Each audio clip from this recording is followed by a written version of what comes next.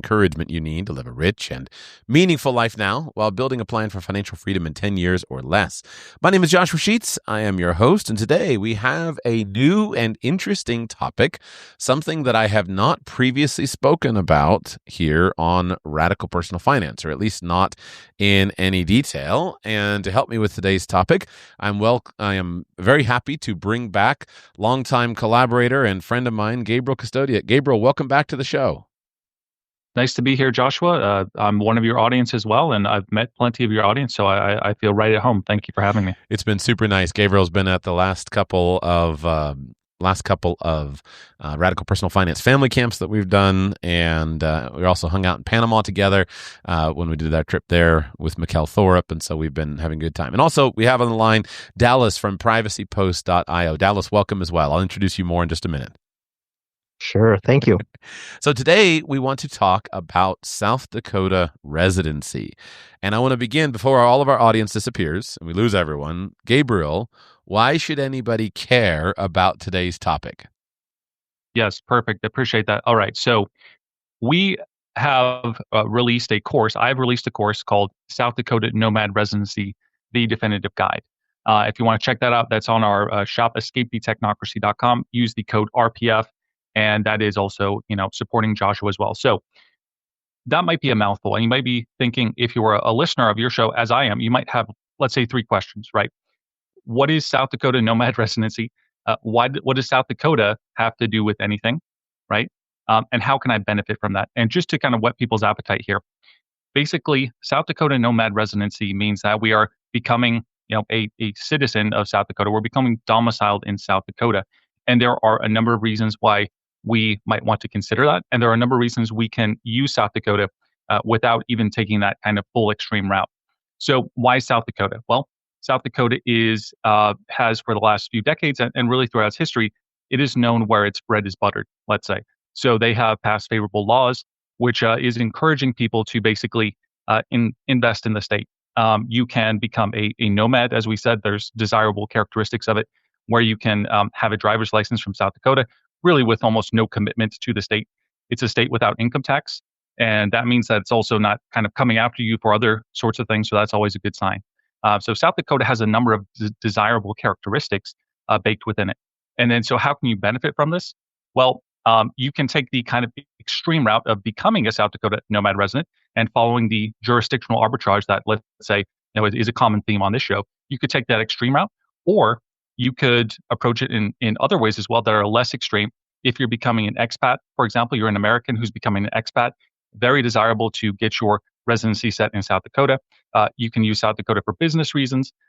You can use South Dakota for various other reasons. But that's kind of the takeaway of what this course I created is all about. And I created it with the help of Dallas.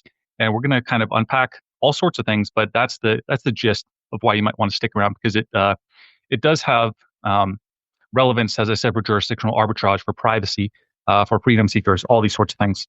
Yeah. I think it's interesting that changing states, changing your state of domicile is something that Americans do routinely, but don't think all that much about, because they just kind of do it as a matter of course, and they're often not strategic.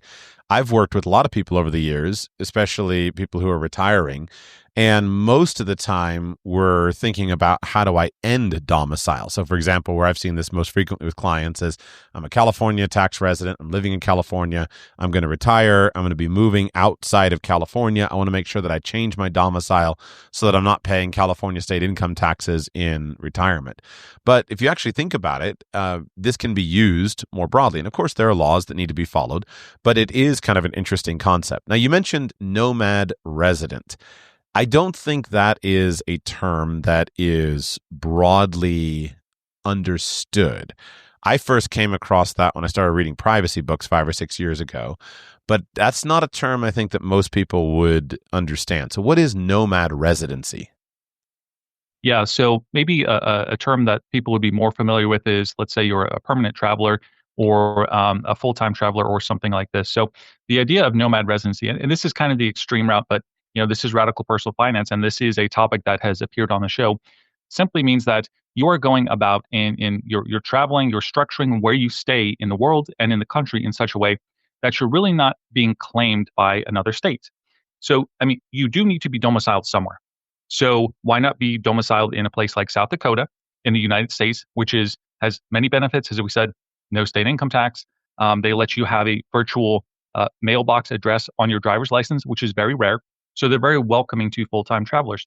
Meanwhile, you can go about your travels within the US. Maybe you're an RVer, something like this. Maybe you're a remote worker. Maybe you're hoping to travel around the world. And you still need a place where your American bank accounts are, have an address for your American bank accounts and all the other sorts of important things. So nomad residency simply means that you're using South Dakota as the domicile while you go about traveling around the US or around the world and not getting claimed by another place in the process. Yeah, and it's very useful because my experience doing the full-time traveler thing and is just that you need to have a stable base of operations. You need to have an address that you can put on all your forms. You need to have an address that you put on your tax returns. You need to have an address that's on your driver's license, and everything needs to be just simple and consistent. People who try to do this without having consistent consistent address and kind of a normal story is they suffer. And so I don't know how many states offer this. I know Florida, Texas, and South Dakota, and I don't know if there's not any more as well. But a state like South Dakota that doesn't impose income taxes is happy to accept residents of their state, and that's different than a state like, say, California that wants to collect income taxes from everyone. Dallas, how did you get involved with working with this scene, this world of residency? Yeah, thanks. That's a good question. So it started because I had a journey of being a nomad, both first a national nomad, doing contract work around the country and not being claimed by one state for tax purposes or the state that I was originally from. And where I then decided I should strategize and then choose a state, and all tea leaves pointed to South Dakota. And then from there, I ended up going international, and I spent a lot of time in Portugal. So I then use South Dakota as my state of domicile for my international travels as well. And in terms of providing services, was that something that happened organically? Yeah, it did. What happened was I was very unhappy with the other services in the state that were providing the mail forwarding services and so forth. The very expensive, very poor quality of a level of privacy and security that didn't meet even my minimum requirements. The customer service was okay, but for the price, I felt like it really wasn't worth it considering the compromises in privacy. Therefore, I said, this is an opportunity for me to start a business that aligns with my international travels. I can then have a revenue source as I go international nomadic, and I'm not working for a W-2 income anymore. The COVID kind of was really the springboard for that, and so I said I'm going to make my own service, and then I decided to do that out of Sioux Falls strategically, and then started building the brick and mortar company there. Neat. All right. So let's say that I come to you and I'm Mm-hmm. getting ready to go on a pathway like I have, I'm going to go be a traveler around in an RV around the United States, like I've done, that I'm going to go expatriate from the United States, like I've done. And I'm not sure, I might come back, might go away, but I need to kind of get this stuff squared away. So what are all the different ways? Describe the scenario of what I would do in kind of an ultimate scenario. How can South Dakota Sure. serve me in that scenario?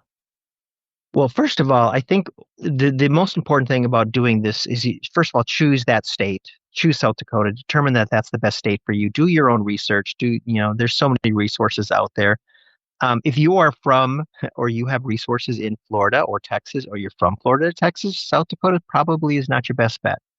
If you have close resources in Florida or Texas where you can actually have a physical residential address that you could use, a family member that has a place of their own, that they say, yep, you can use this address, that then you could consider that. But if those aren't options for you, South Dakota would be the place to go. Now, what I would recommend everybody that they should be doing this 3 months out, at least 3 months out from their travel, starting of their travels or their nomadic life, and really start working on the mail forwarding, a strategic plan, testing out different mail services, making sure it's the mail service that you want to have basically you're married to. Once you start traveling international or national, and if you're not happy, you got to switch services and switch addresses with everything, and then get your mail forwarding taken care of. Do not do the last minute USPS forward everything. All you're doing is you're just informing the entire country, all the spammers and all the junk mail that, hey, this is my new address. Send everything here, and then we receive it, and then we have to deal with it. So I would say the biggest thing is just coming up with a strategic plan, very much sooner than later. It should be on the short list of your priorities, not on the last minute. Oh, we got to do something with the mail. Let me just add to that, if I may. So, and the course that I've created, and if you get that, you're also supporting Radical Personal Finance, the South Dakota Nomad Residency Definitive Guide course. We go over every detail on this. So if this is something you're interested in, you're definitely going to want to consider that. We're just going to give you the overview here, but we go into like 6 hours of excruciating detail, really compressed information. A part of this process as well is you're severing ties with your previous state. Okay, we're not gonna play the game of, hey, I still have a serious connection with the state. So we need to start severing our connection to the previous state, which means probably selling your house as well. And so we also, in this process, what Dallas says, we pick our virtual mailbox, and then we're going to start the process of getting our driver's license in South Dakota, which requires you to travel there for at least one day. And then we're going to set up our vehicle registration around the same time. And then after we get that new address with the virtual mailbox, we have our trip to South Dakota. We now have our driver's license, our vehicle registration. We are pretty well on our way to being a South Dakota resident. That's when we switch our addresses over for all of our important accounts. And there's some nuance there that we can certainly cover. There is some nuance. Not everything will work with this virtual mailbox address, and Dallas has an elegant solution for that. But that's kind of the overview of the process. And then you just go about your life. Just don't get claimed by another place. So how do you not get claimed by another state then? Because I can hear all the Californians and New Yorkers and Illinois. What do you call people from Illinois? Illinoisers? I don't know. So I can hear all of them saying, oh, bingo, perfect. I'm going to go. I'm going to get my South Dakota Nomad residency. I'm going to stay living here in my state. I'm going to be working and making money, and I'm going to skip out on these taxes. This is going to be great. So how do you avoid getting claimed by another state? Well, that's a great question. And let me say also in this course that I talked to Dallas for dozens and dozens of hours. We went through all sorts of scenarios. He has hundreds of clients who he's kind of helped through this process. I have some familiarity with this, and this has been his life for the last decade. So he's a fountain of information. I have an entire module in this course. It's like an hour and a half called "How to Be a Ghost Nomad," and we kind of go through these things. But basically, listen. One of the things, for example, in California, I try to look and say, hey, at what point do I get claimed? And of course, that is kind of, it's kind of up to them, like when they want to claim you. Unfortunately, you have these various rules, like don't spend 6 months, et cetera. But those are still vague guidelines. When I read the tax laws in California, basically what it said is, look, if you have, and it wasn't even clear, I think it's purposefully vague. If you have an extended stay in California, including, let's say that you get sick in California and you have to stay there for a significant period of time, you owe taxes to California.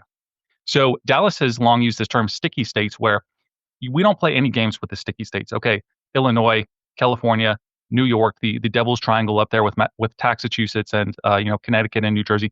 Don't play any games with those states. You really don't want to spend much time there if you're pursuing this nomad route, because whether that's an automated license plate reader that catches your license plate, or that's a toll that catches your license plate, or many of the other ways that you can be found to be spending a significant time in that state, they will find you and they will send you a letter that says, hey, we think you're a resident. It's time to pay up. Yeah, they're very aggressive. I think other states less so, and it would just be a matter of each state. I don't think anybody should pursue nomad residency with the plans of defrauding a state government. That's asking for trouble. But if you are somebody who is flexible in your lifestyle, or somebody who is planning to be flexible, then I think it can work really, really well. Tell me then about the international perspective, right? If people planning to leave the United States just to go traveling or to move abroad, what is the process there? Do you want to talk about Dylan? Sure. Yeah, it's the same similar process. But what I would recommend people do is if they're going abroad and then there's certain consulates that they need to for that country that they've chosen to start the visa process. There's certain jurisdictions, and I can speak specifically to like Portugal. If you are in California and you are planning to completely depart from California and no longer be a tax resident, and you want, and if you go through the San Francisco consulate for Portugal, there's a lot there. It's a lot more challenging, and they're a lot more. I don't know how you say it. I call them consulate Karens. And San Francisco is a lot more can be a lot more strict and rigid and slower to go through the process. Whereas if you go to South Dakota and then do your residency, you get your residency done there. You then move to a different consulate, which would be there's been a little changes now, but it would most likely be uh, Washington D.C. and they are much easier to the process there is much faster. They're more flexible there, and that moves you over to that consulate, and you would go through your process much faster by that uh, moving over to the district that would cover the jurisdiction that would cover San Francisco. I'm sorry, that the jurisdiction that would cover South Dakota, being then New York. So really, overall, the process is the same, and I would even say the similar timelines. Yeah. One thing that people need to really understand, Joshua, is two mistakes I see people make. We all need, and we should talk about this. Since the Patriot Act, and now they're every year, even every quarter, they're getting more and more strict and stringent about this. The banks, the financial institutions, personal banking, personal financial institutions, personal accounts need a physical residential address, period. Okay, that's what you need. It needs to be qualified. You can't have a PMB and change PMB to APT or something like that. They will figure it out. They're getting smarter with that. That is your mailing. I'm sorry, that is your physical address. Your mailing address can be a PMB, a PO box, or whatever. People need to be thinking about that sooner than later, especially when they go international, because you go international and you say, I'll just put, PMB, I'll change it to APT for my home address, and I'll change my mailing address to the same or to PMB, whatever.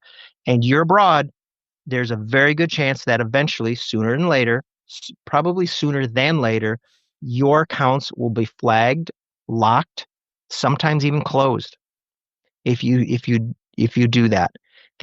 So you really need to have a home residential address. And a lot of people, they are completely cutting all ties. They don't want to involve family. They don't want to, involve a friend to be that home address for their banking. The other caveat to that is there's actually two more. One would be someone says, "Hey, I'll just use this friend here. He said he'd he'd be my home address for my banking." Well, guess what? You're going to get a 1099 for your interest on your income on your investments that could go to your friend. And if you choose, like for example, California, or you choose, I see a lot of Arizonas, they're going to get a 1099 in your name to their address, and then that potentially could provide or set a trigger a nexus in that state for having to, be a tax resident of that state. And then thirdly, I have situations where people are going through some legal issues and they start getting summons, they start getting certified mail to their friend's address who said, "Hey, can I just put your address on my bank account?" No, that's it. No harm, no foul. And then all of a sudden, their friend is getting these summons and these certified mails, and sometimes they knock on the door. And then the friends have to sign up for this. Yeah. So those are some things that we really need to factor in, and really important for people to realize that you need to do that ahead of time and have a strong strategic plan for a home residential address. Yeah, the bank account thing is really annoying, especially if you travel a lot. I'll tell you one story just because they shared it publicly. There's a YouTube channel that I've enjoyed watching called Gone with the Winds, and Jason and Nikki, the hosts of that YouTube channel, they lived in an RV for a number of years, and they bought a sailboat. And I think they were down in somewhere in the tip of South America. I don't remember if it was Chile or Argentina, or I don't know where they were, but they were down in the tip of South America, and all of their bank accounts got frozen. And here they are trying to make their living as YouTubers on their sailboat down on the tip of South America. And Jason had to, after hours on the phone arguing with them, had to book a flight and physically fly to Texas to show up in, I think it was show up in a Bank of America office just so they would unlock the bank accounts. And so you've got to be super, like when I consult on expat stuff, like you cannot have only one set of bank accounts. You've got to have at least two, preferably three, right? Two is one is none, three is a guarantee. And that's for me. Ideally kind of three sets. So of things. And then I'll tell you for me personally. So a number of years ago when I started being a nomad, I did Nomad Residency. But at the time, I started off with a basic residency provider. It wasn't your service. And it was with a PMB. And I thought, man, I've got this stuff squared away. I was able to forward all of my bank accounts to this. I've got the post office box on my driver's license. I was feeling like a happy clam that I have got everything squared away until I needed a new business bank account. And opening a new business bank account was the most excruciating process for me because every bank that I tried to work with declined me. And I'm sitting here saying, here I am, and I'm an American citizen. I'm born in the United States of America. I don't have any criminal history. I've always paid my taxes. I'm a good, I've got all the stuff squared away. I got declined by multiple banks on multiple occasions. And finally, I had to change all of my address stuff. And I had to make a special trip to the United States specifically to open bank accounts, which was very expensive and very frustrating. And so I observed kind of exactly what you're saying is that as years go by and time goes by, then the requirements of the Patriot Act and the Know Your Customer laws and things like that have become more and more onerous as the years have gone by. Yes, absolutely. And I'll just jump in here and say, yes, Joshua, these are stories that we hear regularly. I mean, Dallas has countless stories about this. And so one thing that we do in the course is there's just dozens and dozens of little caveats and little insider information. Okay, right? Your PMB, for example, your virtual mailbox is not going to work for your financial accounts. Okay, as Dallas said, you need a residential address. It's not going to work automatically for your W-2 if you're a digital nomad. It's not going to work for your car insurance. It's not going to work for voting. Okay. And these companies, these financial institutions, they're using AI now. They're pretty sophisticated. So you really do have to have a residential address. Dallas has a very elegant solution for that with his service. And we also talk about like, what should you do in preparing to take this route? Well, first thing you should do before you take this route, and we talk about this in courses, start taking out some financial accounts before you start this process. And then of course, get your residential address in place before you go in and start taking out these bank accounts again. So this is like, it's a holistic vision for sure. And we hear stories like what you described all the time. Yeah. I spent 20 times what you're charging for the course to learn a lot of these lessons the hard way myself. So information is power. Yeah. And I'll say that I was following, I think a lot of people I hear a lot of people, South Dakota Nomad Residency, they're following a lot of these stock standard guides out there that you can find from really high profile people. And what I learned encountering Dallas is, hey, there's some really bad information out there. Like there is no good information out there. That's why I kind of pivoted a little bit and made this course with Dallas, is because there's just so many things that are missing that can really mess you up, like really mess you up. And so we certainly try to cover every aspect of that, because the current information out there on this topic is not good enough. Like what? Like, what do they get wrong?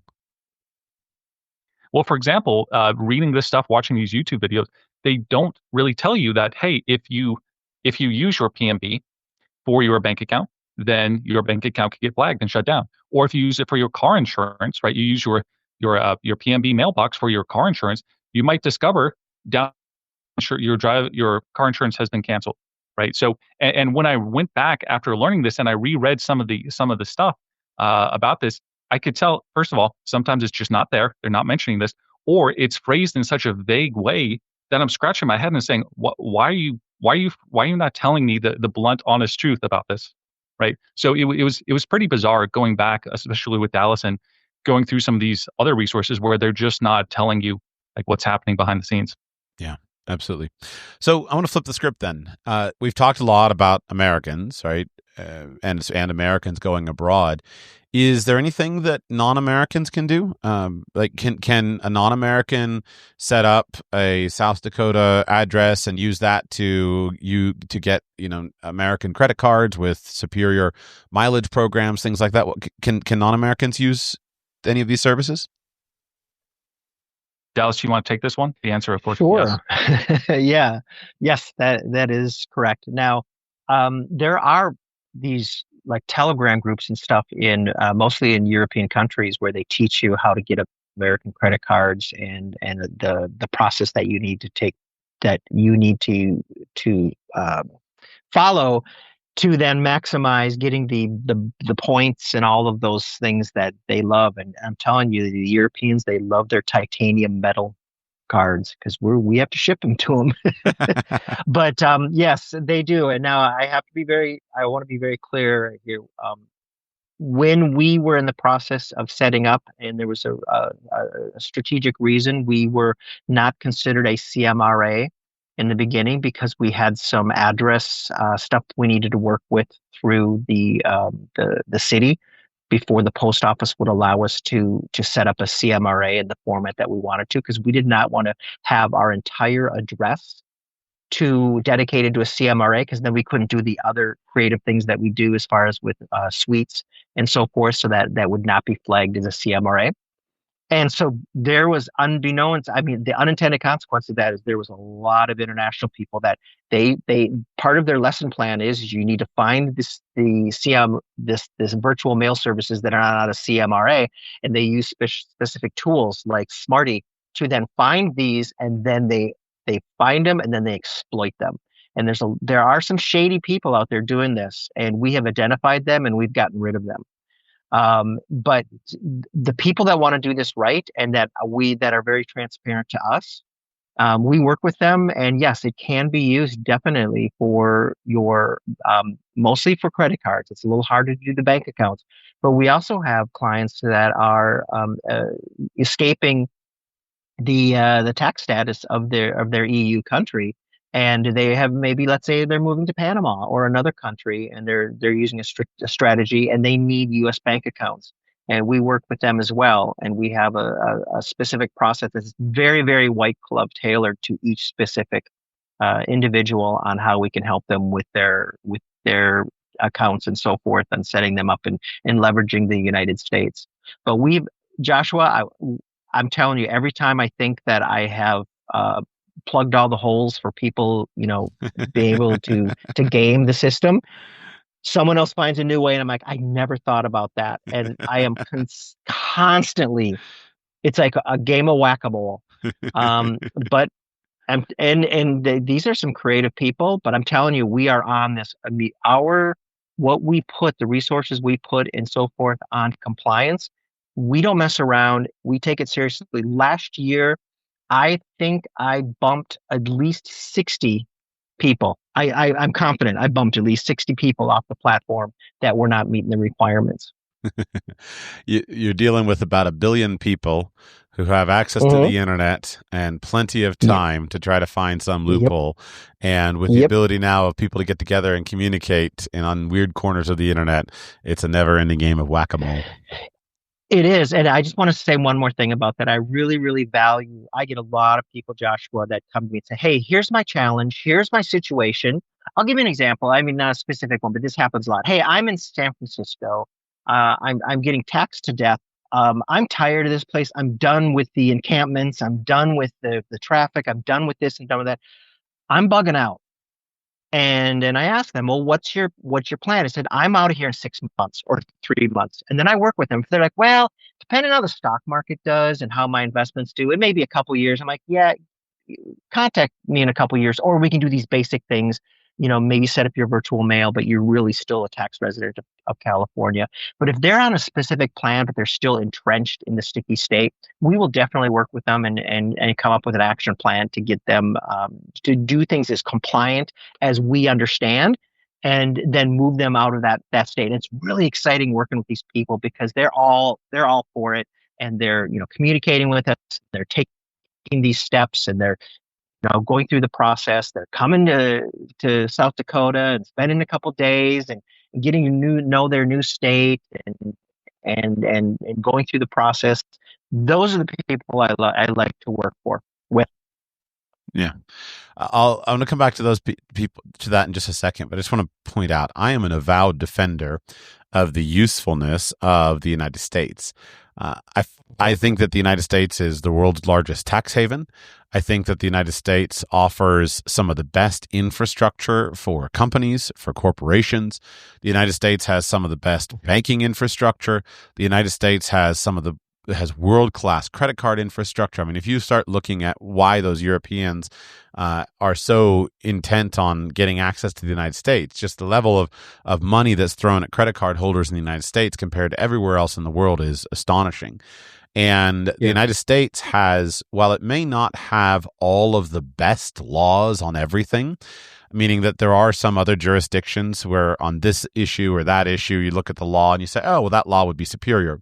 The United States has the best enforcement of its laws related to banking and financial privacy and security of bank accounts and fraud and things like that. The United States has some of the best enforcement, and that enforcement is both legal and cultural.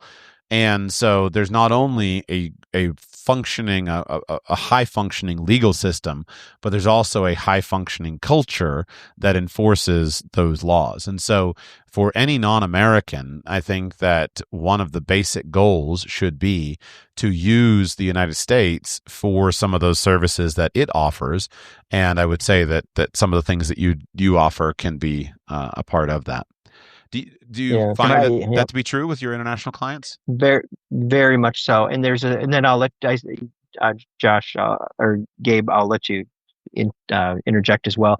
I've heard other podcasters who do the international, services for bank accounts and stuff in the U.S. and they have an analogy. I think I even heard that on Mikkel's podcast a year or so ago, that banking, like let's say banking out of some, Panama or other country, in Central or South America is a one lane highway, whereas banking in the US, it's like a 4-lane expressway.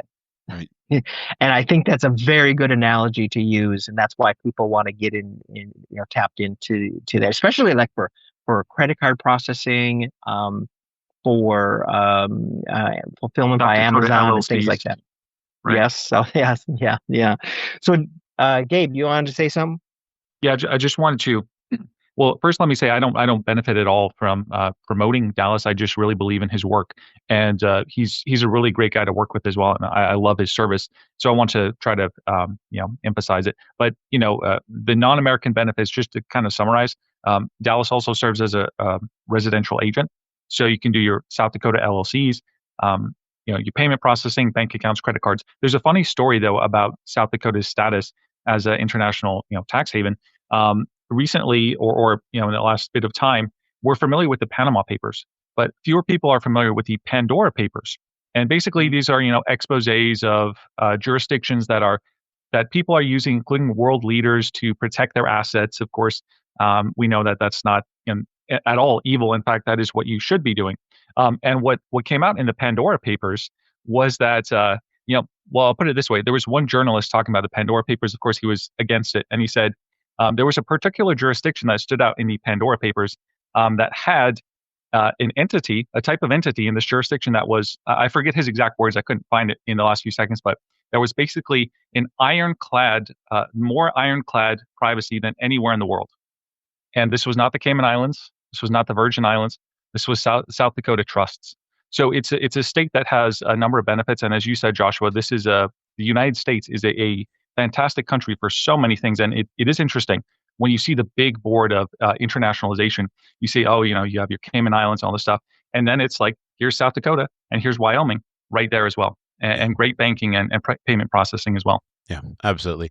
It's easy to hate on the United States. I myself have done it plenty in the past, but you get abroad for enough time and get some real on the ground experience, and all of a sudden you appreciate, wow, I can just do some click, and all of a sudden they open a bank account. That's amazing. And there's a lot going for it. All right, my last thing, I want to go back. Although my show is called Radical Personal Finance, a relatively small portion of the audience is made up of nomads or expatriates. So go back to what are some of the more normal ways, quote unquote, the normal ways that normal people would benefit from having access to some of the kinds of services that you offer?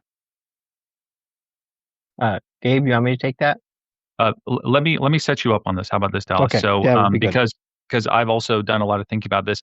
I think that look, what Dallas offers with privacypost.io is a commercial mail receiving agency, a registered agent. So maybe you like the idea of a South Dakota LLC, and that works for you. Especially, let's say if you're you have an online business, you travel around. It's not very clear, for example, where business is being done. Now we're not tax advisors and all the rest, but a lot of people choose an LLC in a state that is better than another state. So that could be a function. You could use Dallas for your South Dakota LLCs.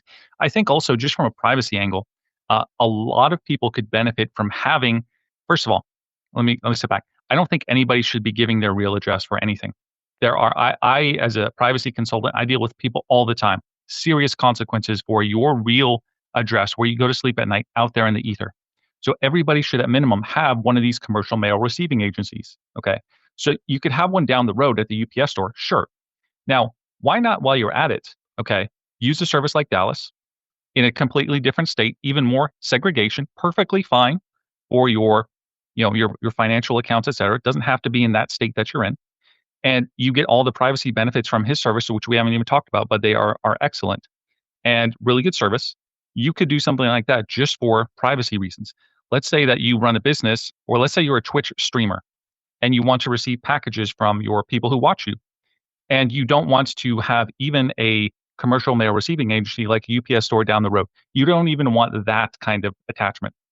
Well, you could use Dallas, have your fans send you stuff to his service, and then have him forward it to you.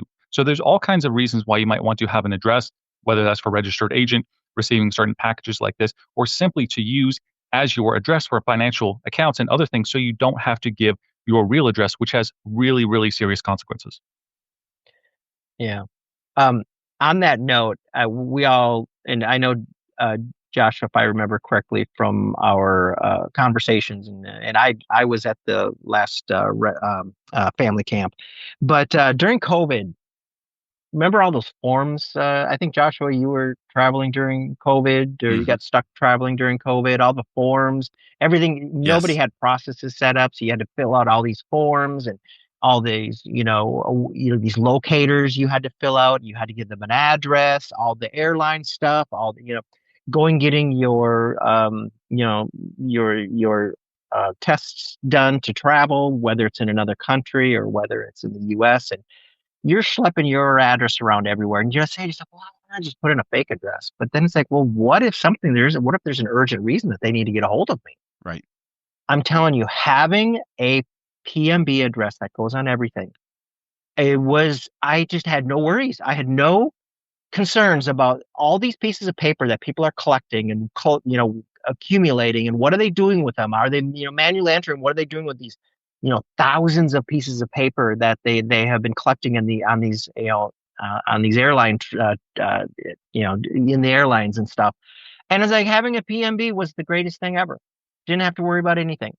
And having that on my driver's license it's a great arbitrage as well to have that PMB address on my driver's license. Yeah. So those are some really important things that people can do, whether even if they're just they're on their privacy journey, or they want to be concerned, they're more concerned or more aware about their privacy. Doing that is a great step. And starting a family LLC, I was really trying to talk to people about that, but I just never had the time to do that at the family camp. Starting a family LLC and employing your kids and putting them in an HSA and starting a strategic plan for building up their college fund. Starting an LLC in South Dakota is a great place to do it, and setting up your accounts in South Dakota as well. So yeah, those are a few things. Yeah. I will affirm. Hang on, I got a cough. I will affirm what you're saying about the addresses. And so here's what stands out to me. As what we spend most of our time doing is thinking about the tax man, right, and not breaking a tax law. So what I mean by that is, as I emphasize and as you emphasize, because none of us want to get in trouble, none of us want to encourage people to do things that are illegal. We want to minimize stupid behavior. As we have all said multiple times, don't try to live in San Francisco, working for a company in San Francisco, and then file your taxes with your address being in South Dakota. Like, that seems really foolish and short-sighted. That's not a good move. Yes. However, it is perfectly legal for you to have many forms of identification and many forms of pieces of information. So if I walk up to you and I say, my name is Chester Johnson, I've committed no law, so I've committed no crime. I've not done anything wrong. As long as I am not giving you a pseudonym with the purpose of to defraud, with the intent to defraud, I've committed no crime. And so when we get back to things like address information, how do you answer that question? Let's say that you have two homes. You have a home that is in one state, and you have a vacation home in the next state over. Well, which state is your domicile, and which address do you give to people? Well, the domicile is a legal question. That's a legal question that, based upon the laws of the states that you are interacting with, you need to follow their laws. And so, famously, if you're living in New York and you move to Texas, and then you just try to spend lots of time in New York, then they'll haul you into court. And there was a well-known court case where a guy did this, wealthy guy, moved to Texas, stopped paying New York taxes. They hauled him into court. And the thing that determined ultimately that he was a Texas resident after all was the fact that that was where his dog was located. The dog was in Texas, therefore Texas is clearly the your home. And so like that is a legal question, but most of us don't have to worry too much about that legal question because we have straightforward circumstances. I live in Georgia, I work in Georgia, so therefore Georgia is my domicile. Or I'm a nomad. I'm genuinely a nomad. I travel around all the time, so I'm genuinely a nomad. And so therefore I can be a nomad and fit into that. The rest of the stuff is actually really useful, though. So having the ability to have a set of addresses, a phone number, a set of addresses is the big one that is perfectly legitimate in that it connects to you, but it doesn't show where you sleep at night is really useful. And I find this with, checking into hotels and all of that stuff, that it's nice to have documentation, nice to have functional official addresses and things like that aren't where I sleep at night. If the U.S. government wants me, in 10 minutes, they'll be at my door knocking on my door. If a mega hacker wants me, 10 minutes, they're going to be at my door. I don't have any illusions about that. But kind of the common, ordinary day-to-day stuff of somebody just, me offending somebody in normal life, and then they use one of these government forms you said or whatever it is to track me down and then come and knock on my door. Those are the kinds of things that feel good. And most of the audience here doesn't worry about that kind of stuff because, again, the United States has good privacy laws and a culture of privacy. So, it would be if a coworker says, hey, here's $20, can you give me that guy's address? In the United States, we have a culture that's against that. But I travel a lot in places where that's not the case. And so having those all of that infrastructure set up for that is, I find, really useful. Yeah, yes. Yeah. And I have PIs that use privacy post service, and we've had discussions about the level of privacy in from government services in South Dakota. And I asked them, how does South Dakota differ from other states like California? And they said that when they have cases of doing background checks or doing research or searches for targets or what would you call them, investigations involving people in South Dakota, it's hard. The public information there is very limited on what the state shares with these LexisNexis, and all these other services that aggregate all this data.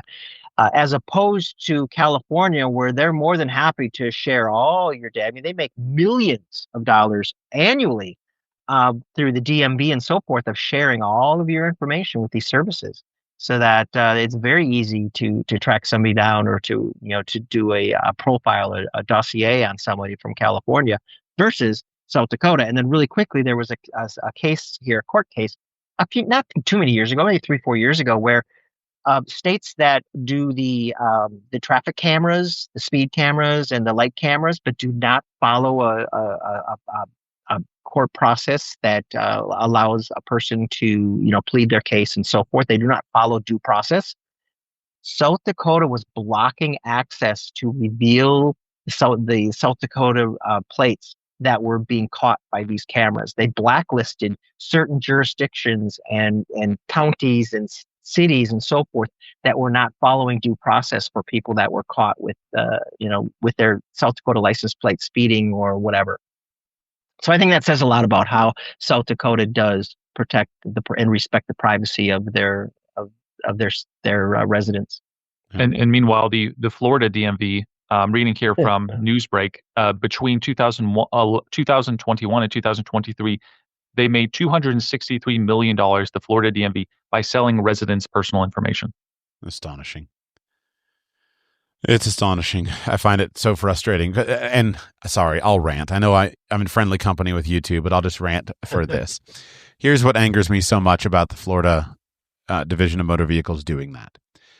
By law, your driver's license has to display your domicile, right? Where you live. That's the law. You're supposed to update it within, 30 days of moving or something like that. And the only person who can force you to present a driver's license is a police officer. So the information on your driver's license is some of the most legally important information, and that is the information that the state of Florida sells out from its citizens, and that is quite infuriating to me. South Dakota, yes, here I come. Absolutely. So South Dakota is great. And let me just say one more thing about Dallas Services. What attracted me to him was that he has privacy practices baked into his service. And this guy, he even has more high level than I do sometimes. I'm like, Dallas, I mean, I think you're doing okay. You're going even more extreme than I imagined. But if you go to a lot of these, another great reason you want to be in South Dakota is they have the infrastructure. They have a lot of mailbox services in South Dakota, even more than potentially some of these other states like Florida. And the problem is, as Dallas has told me, and that I'm well aware, they have really bad data practices. Okay, in some cases, you can go to these places and literally walk into the building and just look through the mail if you wanted to. You call them and they will, you ask if you have any mail, and they basically don't really have much. They'll say, oh, what do you think your password was? That kind of stuff, which is pretty terrifying. And the way that they hire people and teenagers to just, hey, put this app on your phone and go scan our mail. Contrast that with Dallas, who uses Proton Mail, okay, on privacypost.io. He's scanning it. He's sending it to you on Proton Mail, which is end-to-end encrypted, so you must have a Proton Mail account. And he's removing this in the correct way. He has really excellent security on his building, so people can't just come in. I really appreciate that. He has a background in data protection. That really comes through. That is worth its weight in gold, I have to say. Yeah, absolutely. Dallas, actually, real quick, tell me more about what you do in Portugal. Oh boy, that's a maybe another show. So I just found Portugal kind of accidentally while I was roaming through Europe. I don't know, 8, 9 years ago, and I really enjoyed Portugal. And I'm like, I think I'm going to turn this into maybe one of my hubs. Like I still am in a hub and spoke, plant your flag theory strategy. And so I saw Portugal as a gateway to get a passport and residency into Europe. So I hunkered down and did it through time versus through investment. It's still the same amount of time to get your passport, your Portuguese or /EU passport, but you just need to be there in the country for longer. And in that process, I'm like, maybe I could do some creative solutions here that kind of mesh in with what I'm doing with Privacy Post. So I started helping expats, international people, with their residency in Portugal, and the residency is with some solutions we have for the residential address and meeting the requirements for the proof of accommodations to become a resident of Portugal. We don't have a mail service yet in Portugal, and I don't know if I ever will. I don't know if those numbers will ever work out because people would really use it. But so a lot of the services that I do at South Dakota, I then say, hey, you're moving to Portugal. that's I can help you with your move to Portugal as well. And I just an hour before this call, I had a guy cold called and he's like, "Hey, I'm moving to Portugal. I'm looking for mail service in South Dakota." And then I said, do you know that I live in Portugal?" And he said, "No, I didn't know that."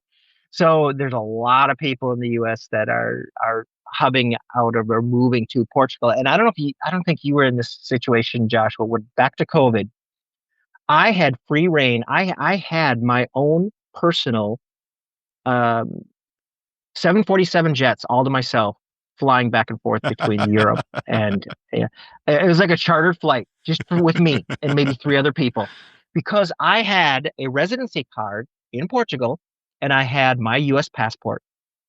I could go back and forth. I mean, in the height of COVID, Joshua, where I had to do the nose swab test, within 24, 48 hours before travel, and the day of travel, no less than like 3 or 6 hours, I had to do another rapid test in the airport to travel. In the height of COVID, I was able to freely travel between Europe and the US because I had the residency card and I had the passport. So even if you don't have your passport yet in Europe, having that residency card, it is a passport as far as you're no longer Schengen traveling.